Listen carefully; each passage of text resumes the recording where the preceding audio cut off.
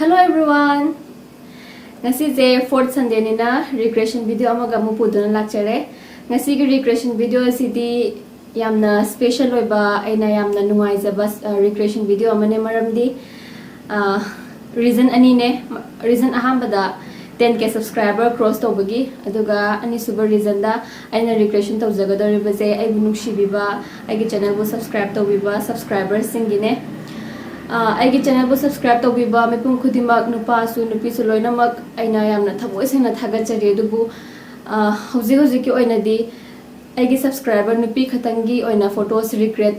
to bangam jagani haibade nupa gi di ai hoji ki oina recreate to bangam jagi roi duna nupa ai gi subscriber nupa sing na please waro bigano mayam video ase hodruna gi mamangda ai wafam amatang haije hoge I know exactly Greater Noida dane Greater Noida UP ado swai khara habedi photo yumgi mapan thoga photo kapa lambi gumba park gumba photo kapa je mina khara hedi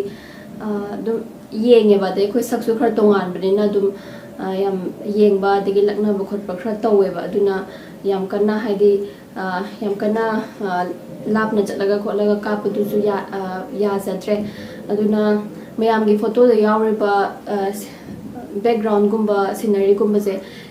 exact natraga zu happet yamna manana hotna ga dabdo habidi swai gi mi gai se khara dum yam kana haidi mayam na dum gyan tabiro aduna ai je yam kana chamana badi ngam jadre aduna mayam na madugi tam waro biroi ai matung tarakpada yumda thokpa kanda hena manana bo hotna jage habidi yumda di comfortable oibanina ma'am, let's start the video.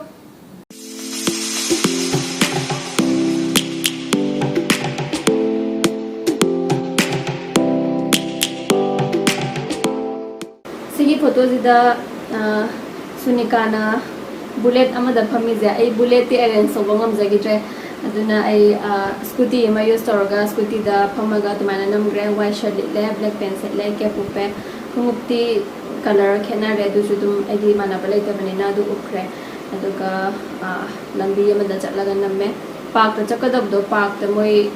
ahal laman me ama moi laughing therapy ke ka tor le ramba du ki park ta chatre lambi ta dum lambi kra hang ba jaga amada namme main toroga dum namgre ma'am na mana brahmana da bra have the video it's wrong I can't make right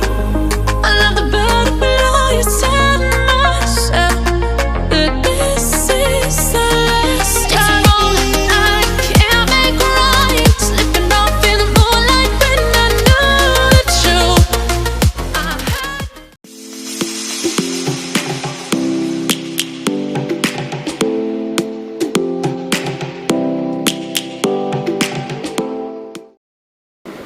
See photos of the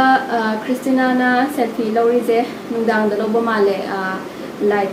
tube light da dunai ju nungdang da lore adum white shirt amalit le mai magi photos de yam kana lu dre have the white shirt khak lit panina de selfie ju oi banina misana selfie to ga namja grace photos de manara mananda bra have the am video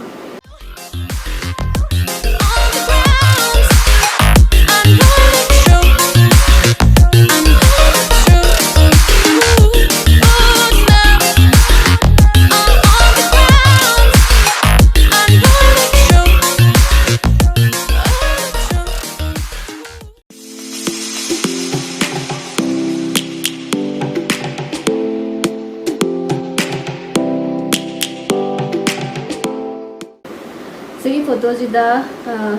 zero ni jana se liba sari je haife mana ba me setle aduga specs upabanina ai just spec upre bindi lole aduga ai gi room gi malung da dum namure isana selfie namjaraga selfie toroga dum namjakre aduna mayamna regretted picture do mana da bra have the video lions roaring in the morning sun searching for a longer day. People feeling like the light has just come. We must never stop the way. Birds chirping and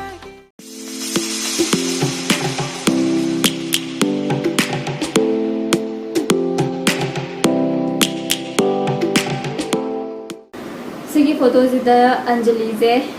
ꯌꯥꯝꯅ cute ꯑꯣꯏꯌꯦ ꯑꯗꯣ ꯑꯟꯖꯂꯤꯅ ꯅꯝꯈ꯭ꯔꯤꯕ ꯐꯣꯇꯣꯁꯦ ꯋꯤꯟꯇꯔꯗ ꯅꯝꯕ ꯃꯥꯜꯂꯦ jacket ꯂꯤꯠꯂꯒꯀꯣ ꯑꯗꯣ ꯍꯧꯖꯤꯛꯇꯤ ꯌꯥꯝ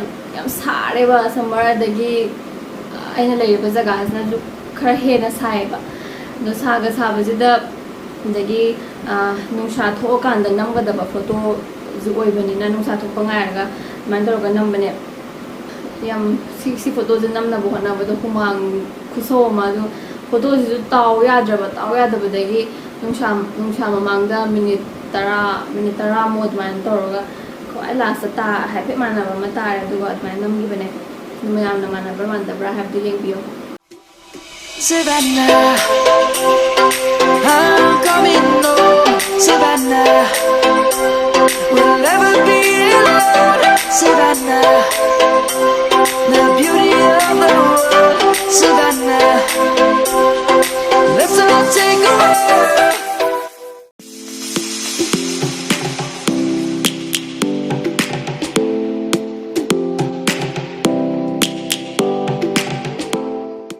ꯁꯤꯒꯤ ꯐꯣꯇꯣꯁꯤꯗꯤ ꯄꯨꯁꯄꯥꯔꯅꯤꯁꯦ ꯌꯥꯝ ꯄꯣꯁ ꯇꯥꯃꯜꯂꯦ ꯄꯨꯁꯄꯥꯔꯅꯤꯅ ꯄꯣꯁ ꯇꯥꯃꯟꯕꯒꯤ ꯑꯩꯅ ꯀꯥꯞꯄ ꯀꯥꯟꯗ ꯑꯩꯁꯦ ꯌꯥꯝ ꯊꯤꯅ ꯎꯔꯦꯕ ꯑꯗꯣ ꯑꯗꯨꯝ ꯍꯥꯏꯐꯦꯠ ꯃꯥꯟꯅꯅꯕꯗꯤ ꯀꯥꯞꯈꯤꯕꯅꯦ ꯑꯗꯨꯒ ꯁꯤꯒꯤ ꯕꯦꯛꯒ꯭ꯔꯥꯎꯟꯁꯤꯗꯤ ꯑꯩ ꯁꯤꯒꯨꯝꯕ ꯍꯥꯏꯐꯦꯠ ꯃꯥꯟꯅꯕ ꯕꯦꯛꯒ꯭ꯔꯥꯎꯟ ꯑꯃꯠꯇ ꯁ꯭ꯋꯥꯏꯗ ꯊꯤꯕ ꯐꯪꯖꯗ꯭ꯔꯦ ꯑꯗꯨꯅ ꯑꯩꯒꯤ ꯔꯨꯝꯒꯤ ꯃꯃꯥꯡꯗ ꯑꯗꯨꯝ ꯅꯝꯈꯤꯕꯅꯦ ꯑꯗꯨꯒ ꯄ꯭ꯂꯦꯟ ꯋꯥꯏꯠ ꯁꯔꯠ ꯂꯤꯠꯂꯦ ꯑꯗꯨꯒ ID ꯑꯃ ꯌꯥꯜꯂꯦ ꯑꯗꯨꯃꯥꯏꯅ ꯇꯧꯔꯒ ꯅꯝꯈ꯭ꯔꯦ ꯃꯌꯥꯝꯅ ꯌꯦꯡꯕꯤꯌꯣ Light is gonna come. The birds have just begun. We will always take a stand for the people, for the land. Let's go back to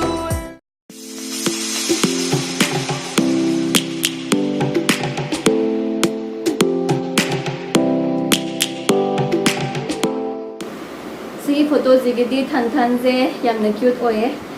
ꯑꯗꯣ ꯊꯟꯊꯟꯅ ꯂꯤꯠꯂꯤꯕ ꯐ꯭ꯔꯣꯛꯁꯦ ꯑꯩꯒ ꯍꯥꯏꯐꯦꯠ ꯃꯥꯟꯅꯕ ꯑꯃ ꯂꯩꯔꯝꯃꯦ ꯑꯗꯨ ꯂꯤꯠꯂꯦ ꯑꯗꯨꯒ ꯃꯅꯤꯡꯒꯤ ꯕꯦꯛꯒ꯭ꯔꯥꯎꯟꯁꯤꯗꯤ ꯑꯩ ꯃꯥꯟꯅꯕꯗꯣ ꯐꯪꯗ꯭ꯔꯦ ꯑꯗꯨꯅ ꯑꯩꯒꯤ ꯔꯨꯝꯒꯤ ꯕꯦꯛꯒ꯭ꯔꯥꯎꯟ ꯑꯗꯨꯝ ꯌꯨꯁ ꯇꯧꯔꯦ ꯑꯗꯨꯒ ꯁꯨꯃꯥꯏꯅ ꯅꯝꯈ꯭ꯔꯦ ꯑꯗꯨꯒ ꯊꯟꯊꯟꯒꯤ ꯐꯦꯁ ꯀꯠꯁꯤꯗꯤ ꯌꯥꯝꯅ ꯐꯖꯩꯕ ꯌꯥꯝꯅ ꯑꯣꯚꯜ ꯁꯦꯞꯀ ꯑꯣꯏꯔꯒ ꯑꯗꯣ ꯑꯩꯒꯤꯗꯤ ꯁ꯭ꯀ꯭ꯋꯦꯔ ꯐꯦꯁꯅꯤꯅ ꯌꯥꯝ ꯀꯟꯅꯗꯤ ꯃꯥꯟꯅꯗ꯭ꯔꯦ ꯑꯗꯨꯁꯨ ꯑꯩ ꯇ꯭ꯔꯥꯏꯗꯤ ꯇꯧꯖꯈꯤꯕꯅꯦ ꯑꯗꯨ ꯃꯥꯟꯅꯕ꯭ꯔꯥ ꯃꯥꯟꯅꯗꯕ꯭ꯔꯥ ꯃꯌꯥꯝꯅ ꯌꯦꯡꯕꯤꯌꯣ Savannah, I'm coming home. Savannah, we'll never be alone. Savannah, the beauty of the world. Savannah, let's all take a walk.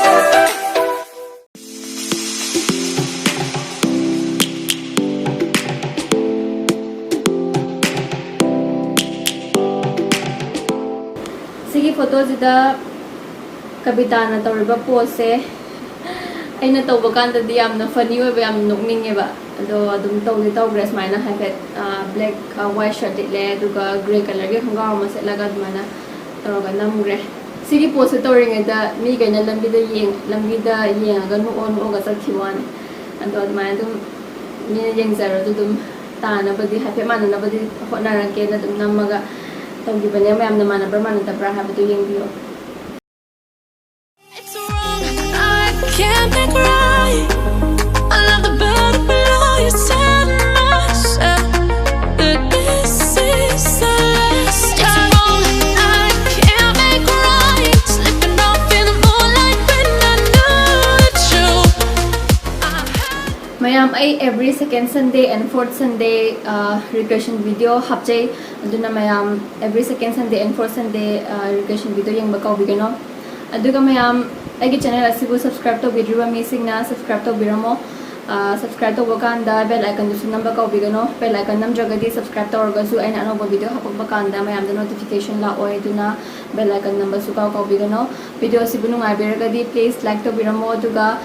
video ase kamai to orgadi improve to boyai khut boyai have du su mayam na suggestion pibiningagadi comment box pibiramo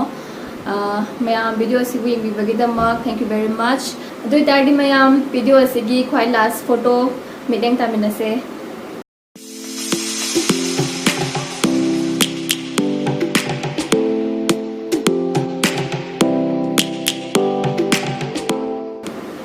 ꯐꯣꯇꯣꯁꯤꯗ ꯁꯅꯥꯅ ꯇꯧꯔꯤꯕ ꯄꯣꯁꯁꯦ ꯇꯧꯕꯗ ꯑꯩ ꯇꯨꯒꯦ ꯇꯧꯗꯅ ꯈꯣꯡ ꯊꯝꯕꯒꯤ ꯄꯣꯖꯤꯁꯟꯁꯤꯗ ꯑꯩꯁꯦ ꯇꯨꯒꯦ ꯇꯧꯗꯅ ꯂꯝꯕꯤꯗ ꯁꯤꯒꯤꯗꯃꯛ ꯑꯩ ꯋꯥꯏꯠ ꯁꯔꯠ ꯑꯃ ꯂꯤꯠꯂꯦ ꯕ꯭ꯂꯦꯛ ꯄꯦꯟ ꯑꯃ ꯁꯦꯠꯂꯦ ꯑꯗꯨꯒ ꯁꯝꯗꯣ ꯁꯨꯃꯥꯏꯅ ꯄꯣꯁ ꯇꯧꯔꯒ ꯅꯝꯃꯦ ꯑꯗꯨ ꯁꯤ ꯐꯣꯇꯣꯁꯦ ꯅꯝ ꯆꯠꯄꯗꯅꯦ ꯑꯩꯅ ꯉꯁꯥꯏ ꯍꯥꯏꯕ ꯃꯤꯅ ꯈꯔ ꯂꯛꯅꯔꯛꯑꯦ ꯍꯥꯏꯕꯗꯣ ꯑꯗꯨꯒ ꯑꯗꯨꯝ ꯊꯨꯅ ꯑꯗꯨꯝ ꯀꯥꯞꯄꯒ ꯌꯨꯝꯗ ꯑꯗꯨꯝ ꯍꯜꯂꯛꯑꯦ ꯑꯗꯨꯃꯥꯏꯅ ꯇꯧꯔꯒ ꯀꯥꯞꯄꯦ ꯑꯗꯨ ꯃꯌꯥꯝꯅ ꯃꯥꯟꯅꯕ꯭ꯔꯥ ꯃꯥꯟꯅꯗꯕ꯭ꯔꯥ ꯌꯦꯡꯕꯤꯌꯣ Savannah, I'm coming home.